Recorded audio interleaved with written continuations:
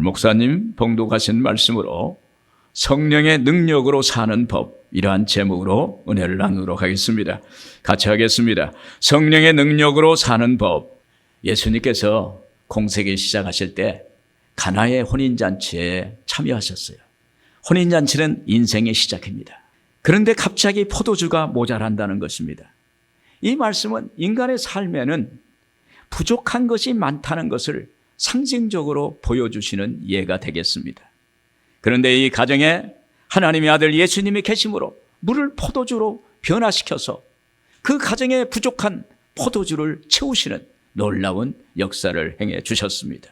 그래서 그 가정에 기쁨과 평안이 임하는 그러한 역사가 있다는 것이 가나의 혼인잔치의 이야기입니다. 여러분, 인간은 아무리 노력해도 한계가 있습니다. 그러므로 성경은 인간의 한계를 인정하고 하나님의 능력을 받으라는 거예요. 하나님의 역사를 기대하라는 거예요. 하나님을 믿으라는 것입니다.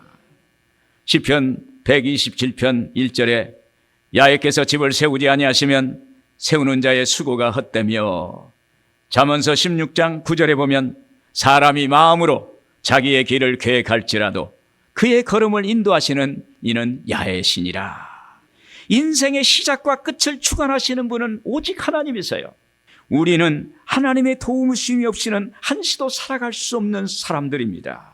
그래서 하나님은 우리를 돕기 위해서 하나님의 성령을 보내셔서 성령의 능력으로 살기를 원하시는 거예요. 오늘 여러분들에게 성령의 능력이 있기를 바랍니다.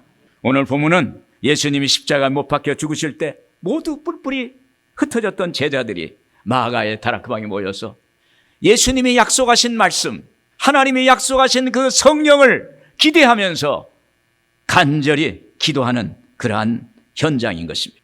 그들은 아버지 약속하신 것을 기다리는 말씀을 믿고 오순절날까지 기도했을 때 갑자기 하늘에서 호련히 급하고 강한 바람이 불어왔고 불의와 같이 갈라지는 성령의 불이 그들에게 임했던 것입니다. 그렇게 성령의 능력이 임하자 그들은 달라졌어요. 삶이 달라지고 인생의 내용이 달라졌어요. 모습이 달라졌어요. 그리고 그들은 삶의 현장으로 달려가서 성령의 능력으로 예수님을 드러내는 믿음의 삶을 살게 된 줄로 믿습니다. 오늘은 성령의 능력으로 사는 법에 대해서 묵상하겠습니다. 먼저 성령의 능력으로 사는 법은 예수님이 약속하신 성령을 기다려야 합니다. 사도행전 1장 4절에서 5절 보시겠습니다. 사도와 함께 모이사 그들에게 분부하여 이르시되 예루살렘을 떠나지 말고 내게서 들은 바 아버지께서 약속하신 것을 기다리라. 요한은 물로 침례를 베풀었으나 너희는 몇 날이 못되어 성령으로 침례를 받으리라 하셨느니라. 그동안 예수님의 제자들에게는 급박하고 절망적인 상황이 계속 연결되어 있었어요. 예수님이 십자가에 죽으시고 3일 만에 부활하셨다가 이제 제자들과 40일간 같이 계셨어요. 그리고 나서 이제 하늘로 승천하신다는 거예요. 당시 제자들은 예수님의 십자가에서 처절하게 못 박히시는 그 죽음의 그 현장을 바라봤습니다. 그때 예수님의 제자들은 예수님의 부재, 예수님의 안 계신 것을 철저하게 체험했고 그들은 그것을 목격했어요. 그때 그들에게는 국가도 없었고 권력도 재력도 지원하는 사람들도 아무것도 없었어요. 예수님이 없는 세상, 예수님의 부재를 그들은 경험한 것입니다. 이번에도 예수님께서 하늘로 승천하신다는 거예요. 또 예수님이 안 계시는 부재의 상태가 온다는 것입니다. 그때 예수님께서 제자들에게 이렇게 말씀하십니다. 오늘 본 말씀 사도행전 1장 4절에서 표준 성경을 보면 예수께서는 사도들과 함께 계시는 동안에 그들에게 면하시기를 너희는 예루살렘을 떠나지 말고 내게서 들은 아버지 약속한 것을 기다리라. 요한은 물로 침례를 베풀었으나 너희는 여러 날이 되지 않아서 성령으로 침례를 받을 것이다. 여기서 내게서 들은 아버지 약속하신 기다리라는 말씀은 하나님의 약속의 말씀을 붙잡으라는 거예요. 여러분, 붙잡는다는 게 뭐예요? 말씀을 자꾸 입으로 시인하는 거예요. 입으로 소리를 내는 거예요. 또 마음으로 그걸 암송하는 거예요.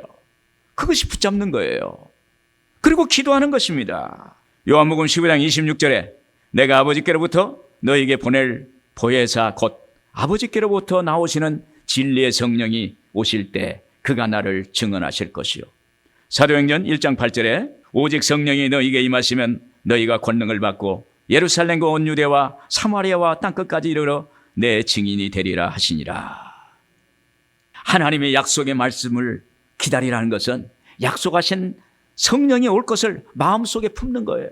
말씀을 품는 거예요. 마치 암탉이 달걀을 품듯이 마음의 약속의 말씀을 품어야 되는 거예요. 그 약속의 말씀을 마음속에 자꾸 품고 품으면 기한이 되면 그 말씀이 현실로 나타나서 성령이 오는 역사가 있게 된 줄로 믿습니다.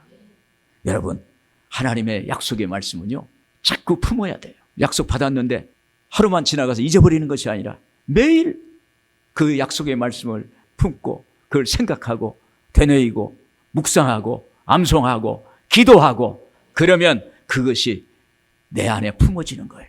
기한이 되면 하나님의 때에 하나님은 역사해 주실 줄로 믿습니다.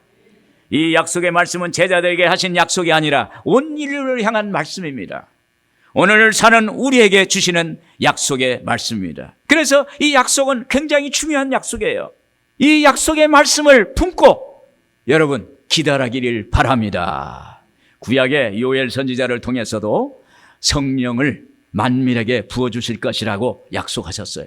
요엘서 2장 28절에서 보면 그 후에 내가 내 영을 만민에게 부어주리니 너희 자녀들이 장래일을 말할 것이며 너희 늙은이는 꿈을 꾸며 너희 젊은이는 이상을 볼 것이며 그때 내가 또 내 영을 남종과 여종에게 부어줄 것이며. 할렐루야. 왜 이스라엘에게 이 약속을 주셨을까요? 그것은 절망에 처한 이스라엘에게 소망을 주시기를 원하는 거예요. 오늘 여러분, 오늘 우리나라도 어렵잖아요. 오늘 우리에게 하나님이 주시는 약속의 말씀이 있는 거예요. 성령을 받으라는 거예요. 성령을 받으면 세상을 이길 수 있다는 거예요. 세상 속의 빛과 소금이 될 수 있다는 것입니다. 역사적으로 하나님을 떠난 북이스라엘이 아수르에게 망했어요. 그리고 이어서 남유다가 바벨론에 망했어요. 또 바벨론이 망했는데 또 그 자리에서 바사라는 나라 페르시아에 망했어요. 그리고 이어서 헬라 나라에 망했어요. 이어서 로마의 속국이 된 거예요. 그 앉은 자리에서 5번의 외세의 침략으로 이스라엘은 유린당하고 침탈당하고 재산과 사람들의 목숨이 앗아가는 그 비극적인 역사가 그 현장에 있는 것입니다.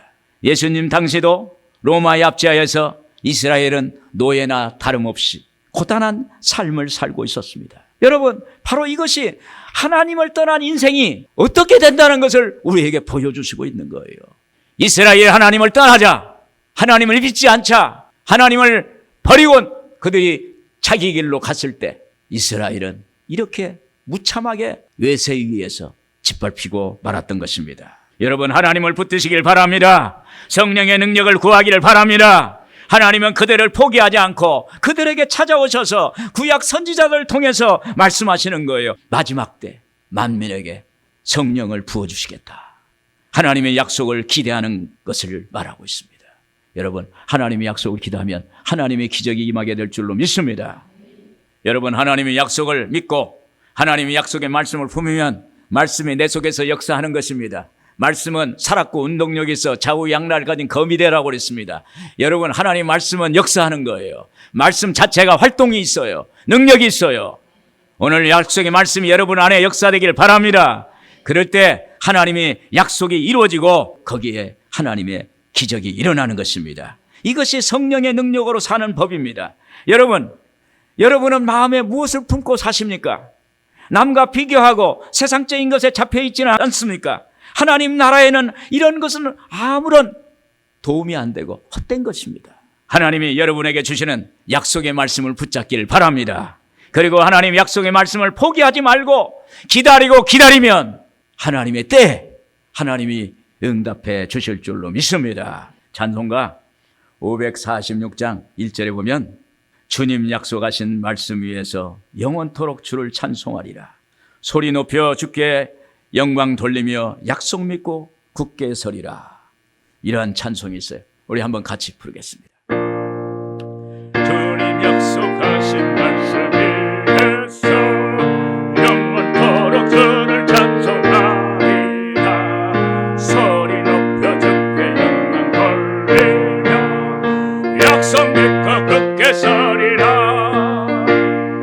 굳게 서리 영원하신 말씀 위에 굳게 서리 굳게 서리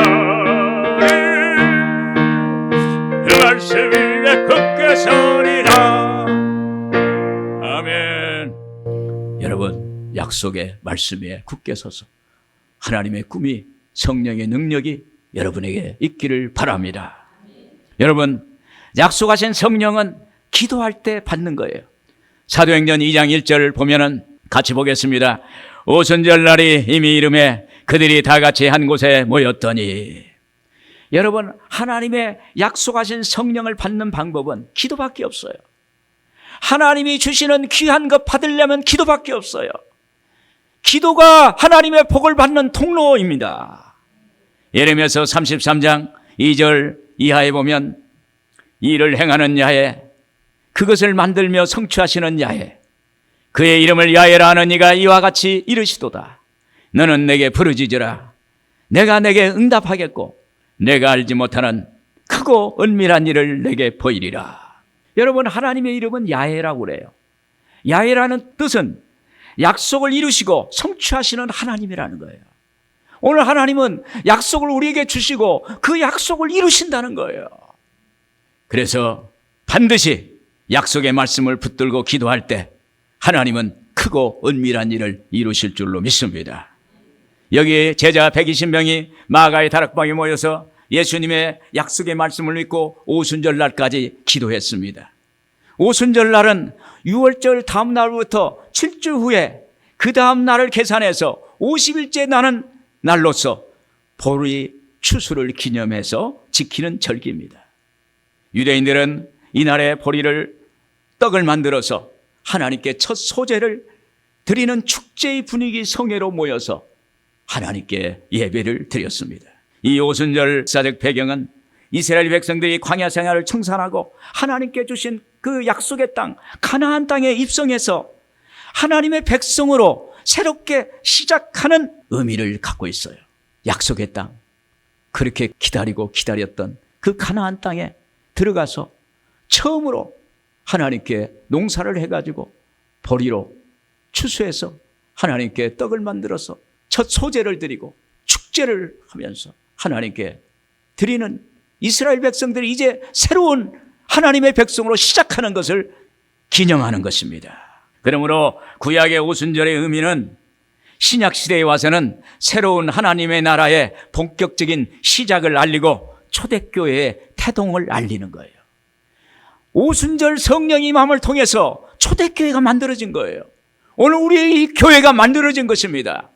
그래서 우리 교회의 현주소는 사도행전 2장 1절에서 4절의 말씀 안에 있는 거예요.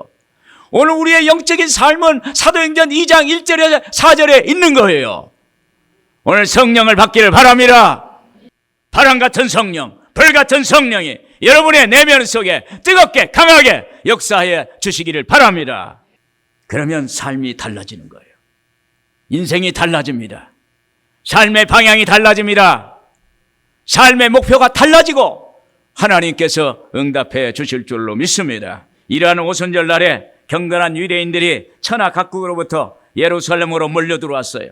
예루살렘은 오순절 절기를 지키는 디아스포라, 해외에 흩어져 있는 유대인들이 예루살렘에 몰려오고 몰려왔어요. 거기는 장사진을 쳤어요. 잔치집 같았어요. 그런데 한 구석에서 마가 요한의 다락방에서 여기 120문도는 하나님께 약속의 말씀을 붙들고 약속의 말씀을 가슴에 품고 그리고 하나님께 부르짖는 거예요. 하나님, 약속하신 성령을 주옵소서. 성령을 부어주옵소서. 보혜사 성령, 하나님의 영, 예수님의 영을 우리에게 부어주옵소서. 간절히 기도하는 것입니다. 세상은 복잡하고 눈에 보이는 것에 취해 있지만은 성령으로 사는 사람, 약속의 말씀을 붙들고 마가의 다락방에서 기도하는 거예요. 오늘 여러분, 우리 예수 믿는 사람, 성령으로 사는 사람은 세상과 구별된 줄로 믿습니다. 세상은 아무리 막 텔레비를 보고 뭐 재미를 하고 또 놀러 다니지만 오늘 우리는 하나님께 나와서 예배를 드리는 거예요. 오늘 하나님의 이것을 보시고 우리를 축복해 주실 줄로 믿습니다. 사도행전 2장 1절, 오순절 날에 이미 이름에 그들이 다 같이 한 곳에 모였더니 오직 성령의 강림하시기를 기대하며 약속의 말씀 붙잡고 기도에 힘쓴 것입니다. 그리고 사도행전 1장 말씀을 붙잡는 것입니다. 오직 성령이 너희에게 임하시면 너희가 권능을 받고 예루살렘과 온 유대와 사마리아 땅 끝까지 이르러 내 증인이 되리라 하시니라. 여기에 권능이라는 것은 헬라어로 두나미스라고 하는데 이 두나미스는 다이나마이트의 어원입니다. 폭발력 있고 파워풀한 그러한 능력을 말하는 것입니다. 오늘 여러분 성령 받으면 여러분 안에서 폭발력 있고 파워풀한 그러한 능력이 임하게 될 줄로 믿습니다. 오늘 여러분 이러한 권능을 사모하길 바랍니다. 그때 오순절 날 성령이 각 사람 위에 하나씩 임했다고 그랬습니다. 성령은 각 개인에게 찾아오시는 하나님의 능력입니다. 사도행전 2장 2절 3절에 보면 호련히 하늘로부터 급하고 강한 바람 소리가 있어 그들이 앉은 온 집에 가득하며 마치 불의 혀처럼 갈라지는 것들이 그들에게 보여 각 사람 위에 하나씩 임하여 있더니, 여러분 성령이 그들에게 임한 거예요. 그런데 성령은요, 우리가 예수 믿을 때 성령이 오세요. 우리 내면에 성령이 와 계세요. 고린도전서 12장 3절에 성령으로 하지 아니하고는 누구든지 예수를 주시라 할 수 없느니라. 우리가 예수 믿을 때 성령이 우리를 인도하셔서 교회로 나오게 합니다. 내 힘으로 나온 것이 하나님이 나오는 거예요. 그래서 성령이 내 안에 내주하는데 그것은 내 내면 인격을 변화시키는 성령이에요. 이 내주하시는 성령으로 충만했던 예수님의 제자들은 예수님이 십자가 못 박혀 죽으실 때 다 도망갔어요. 그들은 로마 권력과 칼과 창 앞에서 무력했어요. 예수님을 버렸어요. 예수님을 모른다고 했어요. 뿔뿔이 흩어졌습니다. 예수님을 믿는 제자들은 세상 앞에서 처절하게 무너졌습니다. 무능력, 좌절감, 열등의식에 그들은 잡혀 있었어요. 그런데 오순절 날 성령이 맞아 급하고 강한 바람 같은 소리가 그들에게 임했다는 거예요. 급하고 강한 바람 소리는 즉 강한 바람이 으르렁 그런 듯한 소리와 불이 혀같이 갈라지는 것 같이라는 것은 솟아오는 불길같이 임했고 다른 방언으로 말하기를 시작했다는 것입니다. 그래야 그들에게 붙어있던 의심과 불안과 그리고 무력감이 떠나가고 내적 확신이 충만하고 그 내면에 신념이 충만하고 영혼의 기쁨이 충만한 역사가 나타나게 된 줄로 믿습니다. 한마디로 그들의 눈빛이 달라지고 몸짓이 달라지고 그들의 삶이 달라진 거예요. 저는 예수 처음 믿을 때 강단에서 목사님들이 성령 받으라고, 그때는 불을 막 성령 불 받았어요. 불 받아, 불 받아라, 불 받아라 막 그랬어요. 그럴 때 불을 받았어요. 불을 던지면 이렇게. 그래서 불 받는 사람도 있어요. 그런데 성령은 인격적인 영이에요. 지정의를 가진 지식과 감정과 의지, 이를 가지고 있는 인격적인 성령님을 인정합니다. 환영합니다. 모셔드립니다. 의지합니다. 성령님 오시옵소서. 저를 점령하여 주옵소서. 저와 함께 하옵소서. 성령여 역사하여 주시옵소서. 저는 하나님의 성령을 받으면 내면이 변화되고 할 수 없는 것이 할 수 있게 되고 병을 고침받고 무엇보다도 적극적이고 능동적이고 창조적이고 생산적인 사람으로 변화된다는 그러한 말씀이 저의 귀에 탁 왔어요. 여러분 누구든지 어느 사람인데 뭐에 걸릴지 몰라요. 병을 고치고 문제 해결받고 응답받고 여러 가지 기도의 제목이 있을 것입니다. 저의 한계가 나는 좀 더 뜨거운 열정적인 사람이 되고 싶다, 이런 마음이 생겼어요. 그래서 하나님 앞에 나가서 기도로 성령 받기를 원하니까 누가 그래요? 금식 기도해야 된다고. 기도원에 갔었어. 3일간 금식 기도하면 성령 받는다고. 그래가지고 기도원에 갔어요. 초신자인데 나는 성령 받겠다. 금식이 뭔지는 모르고 하여튼 금식을 했어요. 물 먹고 금식하고 첫째 날 둘째 날 막 금식하고. 그래도 성령이 오지 않는 거야. 기도원에 바위 올라가가지고 두 손을 들고 또 회개를 해야 또 성령이 온다고 그래서 회개를 했어요. 하나님 내 죄를 다 용서해달라고 막 어렸을 때부터 군대 갔다 와서 하는까지 다 죄를 낱낱이 구하고 눈물 콧물 막 흘리고 주여 성령을 주세요, 성령을 주세요, 주여 성령을 주세요 막 하나님께 부르짖었더니 갑자기 불이 확 고더니 혀가 꼬부라지고 불이 임하니까 능력이 임한 줄로 믿습니다. 성령이 임하니까 눈빛이 달라지고 삶이 달라지고 하나님 앞에 할 수 있거든 무슨 말이냐, 믿는 자에 능치 못할 리 없느니라. 이러한 하나님의 역사가 나타났어요. 나의 존재가 예수님의 십자가에서 죽으신 핏값으로 산 귀한 존재라는 것을 내가 깨달았어요. 예수님의 그 십자가의 죽으심의 그 핏값으로 나를 구원해 주셨다는 거. 그리고 하나님이 너는 내 것이다. 할렐루야. 오늘 여러분, 우리는 하나님의 것입니다. 할렐루야. 하나님의 자녀인 줄로 믿습니다. 귀중한 사람인 줄로 믿습니다. 그래서 이렇게 하나님께 성령을 받았어요. 여러분, 기도할 때 성령이 오세요. 그리고 그때 성령의 능력으로 우리에게 임하는 역사가 나타나게 되는 것입니다. 오늘 여러분 성령의 능력으로 사시기를 예수 이름으로 축원을 드립니다. 끝으로 성령을 받았으면 삶의 현장으로 가야 하는 것입니다. 우리 14절 같이 보겠습니다. 베드로가 열한 사도와 함께 서서 소리 높여 이르되 유대인들과 예루살렘에 사는 모든 사람들아, 이 일을 너희로 알게 할 것이니 내 말에 귀를 기울이라. 여러분, 제가 오살리 기도원에 4년을 있었어요. 그런데 기도원에서 항상 있는 사람은 늘 있어요. 늘. 집에 좀 가라고. 우리가 기도원에 있는 사람들은 그런 사람은 산신령이라고 해. 산에만 사니까. 현장에, 삶의 현장에 가서 살아야 돼요. 오늘 우리는 하나님이 능력 받았으면 이 땅에 나래와서 빛과 소금의 역할을 하고 하나님의 능력을 발휘해야 될 줄로 믿습니다. 여기 성령이 임하자 하나님의 능력이 임했습니다. 그러자 성령이 예수님의 십자가의 죽으심과 부활을 조명해 주는 거예요. 이렇게 조명하잖아요. 비춰주잖아요. 예수님의 십자가의 죽음을 조명해 주는 거예요. 왜 십자가에 죽으셨냐? 나를 위해서 십자가에 죽으시고, 저렇게 양손과 양발에 대못으로 막혀서 물과 피를 쏟으시고 가슴에 옆구리에 창을 받으셔서 물과 피를 다 쏟으시고 죽기까지 그 고통을 당하면서 엘리 엘리 라마 사박다니, 엘리 엘리 라마 사박다니, 어찌하여 나를 버리시나까? 그러면서 오늘 우리를 구원해 주신 줄로 믿습니다.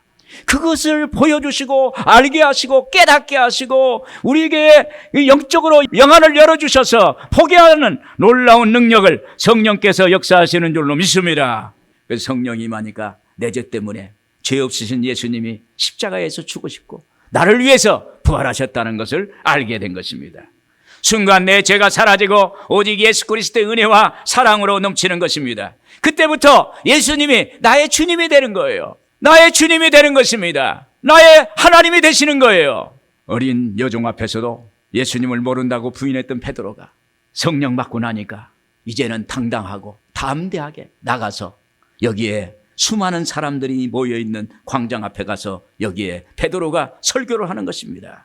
14절 표준성경 보면 베드로가 열한 사도와 함께 일어나서 목소리를 높여 그들에게 엄숙하게 말하였다. 유대 사람과 모든 예루살렘 주민 여러분, 이것을 아시길 바랍니다. 내 말에 귀를 기울이십시오. 하면서 구약의 요엘서 2장 인용하면서 이렇게 말합니다. 요엘서 2장 17절, 하나님께서 말씀하셨다. 마지막 날에 나는 내 영을 모든 사람에게 부어주겠다. 아들과 딸들은 예언을 하고 젊은이들은 환상을 보고 나이 든 사람들은 꿈을 꿀 것이다. 오늘 이렇게 베드로가 수많은 사람들 앞에서 강하고 담대한 마음으로 설교를 하는 것입니다. 오늘 여러분 성령 받은 사람은 이러한 역사가 일어나게 될 줄로 믿습니다. 오늘 여러분들이 성령 받으면 많은 사람들 앞에서 당당하게 말하고 담대하게 나가고 능력 있는 그러한 일을 하게 될 줄로 믿습니다. 성령이 베드로를 주도하고 이끌어가세요. 성령이 강림하신 후 제자들은 모여서 예배드리고 기도하고 찬양했습니다. 그때 성령이 그들을 강권하시고 인도하고 주도하는 거예요. 베드로와 요한이 기도 시간에 그때 그들은 성령 받고 나니까 아침 9시, 낮 12시, 오후 3시 하루에 3번씩 기도하고 예배드리는 거예요. 그때 이 베드로와 요한이 기도하러 가다가 성전 미문 앞에 나면서 못 걷게 된 사람을 만나게 됩니다. 이전에도 그 사람은 거기서 앉아서 구걸했어요. 성령 받기 전에는 관심이 없었어요. 그 사람이 있었는지 없었는지 몰랐어요. 그런데 베드로가 성령 받고 나니까 그 나면서부터 못 걷게 된 사람에게 눈길이 가는 것입니다. 할렐루야! 영안이 열려진 거예요. 사랑하는 마음이 생기는 것입니다. 관심이 생기는 것입니다. 눈길이 가는 거예요. 마음이 가게 된 것입니다. 이것은 베드로의 마음이 아니라 성령이 그의 마음을 주도하신 줄로 믿습니다. 그래서 이 베드로가 그에게 가까이에서 말합니다. 우리를 보라. 그러니까 나면서 못 걷는 사람이 베드로를 바라봅니다. 베드로가 이렇게 그의 손목을 잡고 말합니다. 은과 금은 내게 없거니와 내게 있는 것으로 내게 주노니 곧 나사렛 예수의 이름으로 일어나 걸어라. 처음에는 이렇게 베드로가 손을 잡고 이렇게 했는데 안 일어나는 거예요. 나면서부터 못 걷게 된 사람이라 몸이 무거워서 안 일어나. 그래서 다시 나사렛 예수로 일어나라 하는 순간에 어느 순간에 발목이 힘을 얻고 벌떡 일어나는 놀라운 역사가 있게 된 줄로 믿습니다. 여러분 성령의 능력을 믿고 한 번, 두 번, 세 번 반복 그때 하나님은 역사할 줄로 믿습니다. 여러분 기도했으면 나가야 돼요. 삶의 현장에 나가면 성령이 우리를 인도하세요. 성령이 우리를 주도하세요. 우리를 이끌어 가세요. 왜 그럴까요? 우리의 주소는 사도행전 2장 1절에서 4절에 있어요. 바가 요한의 다락방에 그들이 온전히 기도할 때 호련히 급하고 강한 바람이 불어와 그들이 앉은 곳에 가득하며 불이와 같이 갈라지는 것이 각 사람 머리에 임했더니 하나님의 역사가 일어나게 될 줄로 믿습니다. 우리가 기도하고 나가면 거기에 그때 성령의 역사가 나타납니다. 만날 사람 만나게 하십니다. 오늘 성령께서 우리를 주도하실 줄로 믿습니다. 성령 받으면 늘 예수님만 생각하는 거예요. 저도 요즘 무슨 일을 할 때도 예수님이라면 어떻게 하셨을까? 예수님이라면 어떻게 하실까? 이렇게 생각을 해요. 오늘 여러분 성령 충만 받으면 성령의 능력이 임하면 예수님 생각하는 거예요. 성령은 예수의 영이에요. 예수님의 또 다른 보혜사 성령으로 우리에게 오셨어요. 그 영이 우리에게 예수님 생각하게 하는 것입니다. 예수님이라면 이것이 성령의 능력으로 사는 법이에요. 그러면 성령의 열매가 맺혀지는 것입니다. 성령의 열매 중에 가장 맺기 어려운 것이 무엇일까요? 인내하고 절제하는 거예요. 여러분 축복 많이 받고 나서 어떤 사람은 입으로 다 풀어요. 입으로. 절제해야 돼. 절제. 자기 마음을 컨트롤하고 절제하고 그때 하나님의 축복이 온전히 임하는 것입니다. 제가 절제에 대한 좋은 시가 있어서 소개하겠습니다. 박영희 시가 있습니다. 접기로 한다. 요즘 아내가 하는 걸 보면 섭섭하기도 하고 괘씸하기도 하지만 접기로 한다. 지폐도 반으로 접어야 호주머니에 넣기 편하고 다 쓴 편지도 접어야 봉투 속에 들어가 전해지듯 두 눈 딱 감기로 한다. 살다 보면 이슬비도 장대비도 한순간 햇살에 배겨나지 못하는 우산 접듯 반만 접기로 한다. 반만 접어보기로 한다. 나는 새도 날개를 접어야 둥지에 들지 않던가. 이 시는 남편이 아내를 향해서 말하는 거예요. 또 부인이 남편을 향해서 한다면 남편이 하는 것을 보면 섭섭하기도 하지만 또 괘씸하기도 하지만 접기로 한다. 할렐루야. 여러분 마음을 좀 낮추시고 수용하는 자세, 이러한 삶을 살아가는 거예요. 여러분 성령 받으면 능력이 막 쭉쭉쭉 밖으로 확산되고 뻗어간다고 해서 그걸 계속 뻗치면은 사고가 나는 거예요. 그걸 절제할 줄 알아야 돼요. 하나님 안에서 절제하는 은혜를 받기를 바랍니다. 여러분 성령의 능력으로 사는 사람은 조금만 접고 절제합니다. 섭섭하고 괘씸하다고 매번 분을 내어서는 행복해질 수 없습니다. 조금 접으면 행복해집니다. 조금 분을 절제하고 언어를 아끼면 행복해집니다. 조금 더 행복해지는 것입니다.